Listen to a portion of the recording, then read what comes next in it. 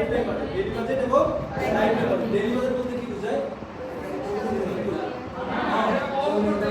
Daily বাজেটের item হলো evergreen ads. Evergreen মানে 12 মাস ধরে যে প্রোডাক্টের অ্যাড চলে।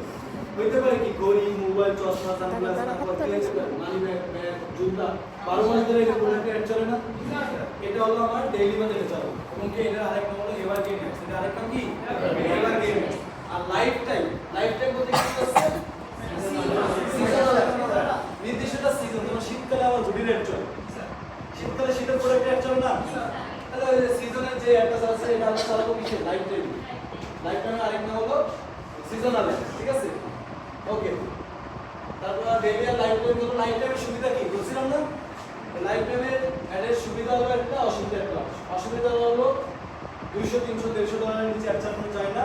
আর সুবিধা হলো নির্দিষ্ট মানে আজকে দিনের মধ্যে আমি 8 ঘন্টা অ্যাড চালাতে চাই সেটা পাবো।